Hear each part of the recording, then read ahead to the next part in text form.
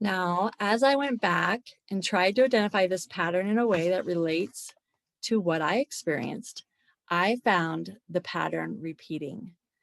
That entire process may look different to each one of us, but we can look at the whole pattern as a universal story pattern with a beginning and a middle and an end. But in the beginning, there is some kind of experience that sets us on a course. In all of these lives that I've just illustrated in the biographies of the fictional stories, through Joseph and Abraham's story, or through our own journey, we do have a beginning. And I call it a call to rebirth, like a beginning that sets us on our course, our intentional course, our course with a strong direction. And that, that we have an opportunity to then travel through this journey and make commitments. And then after those commitments, we go through a period of tests. And it looks like a lot of different ways, but it could go up the up the mountain and down in the valley. And when we're up at the peak, up at the top, then we have to then go down again, possibly climb down and then climb back up. And there is a struggle until we get to the next peak. So we can see where we're going and gain vision by looking off to the sun, because that's what we are following. We are following that sun and that horizon. Through these ups and downs, we have angelic help, divine help. We have the ups and downs and the tests and the things that are going to test us, or things that show up in our life that could trap us to get stuck in places and be without light. As we go through these struggles, they are refining our character. And one day there is a return, and we have experienced more of a transformation at that point, a complete transformation, hopefully.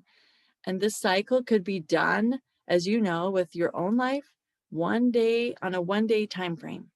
So we could cycle through just like the sun rises and sets in 1 day.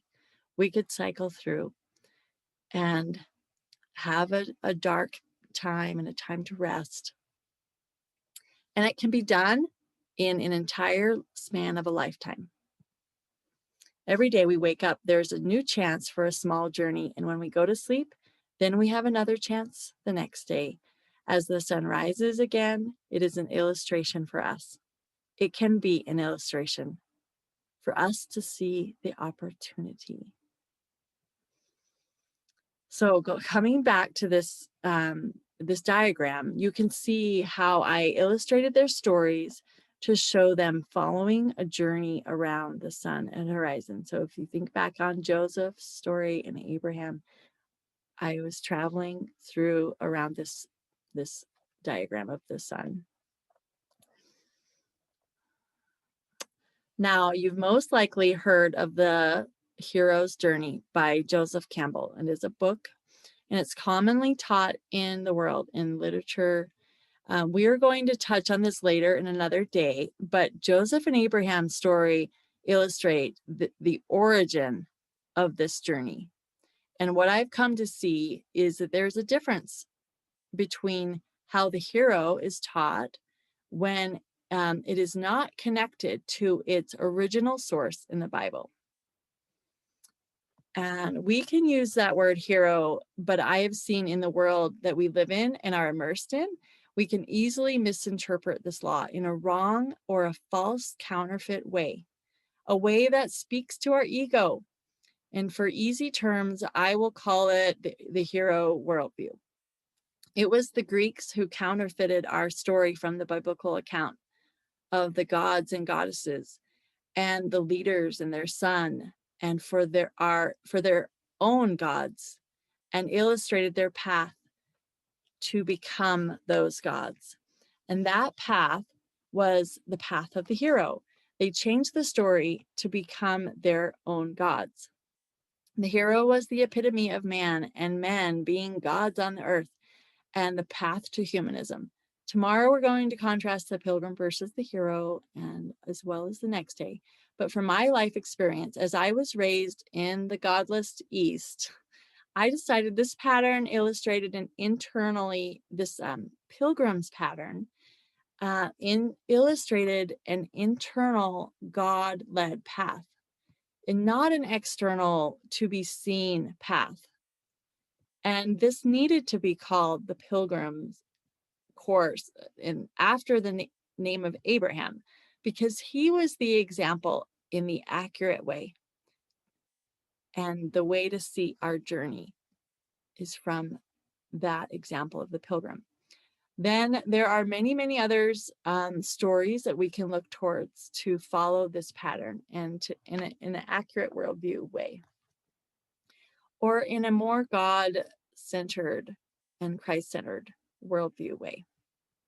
And I think it's important, as I've illustrated through my own story, that we ask ourselves, where are we in this course?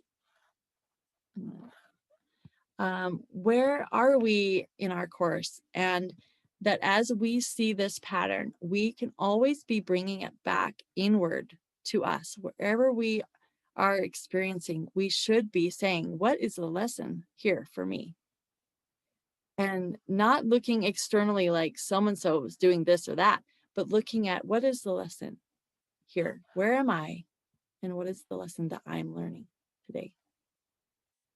We have a great story, and we have an opportunity to join in this same course and to progress in it and move forward. And we can know where we are.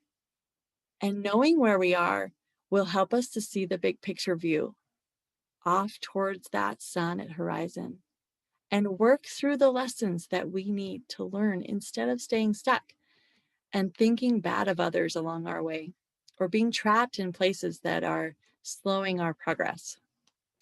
As we go through this class and through our live discussions, I invite you to keep this vision in mind.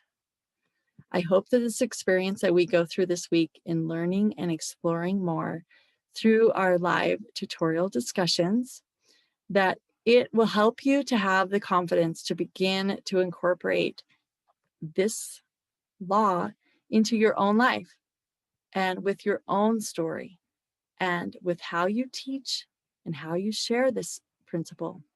And I hope it will guide you, and I hope you will guide others to it and show it, not just tell it.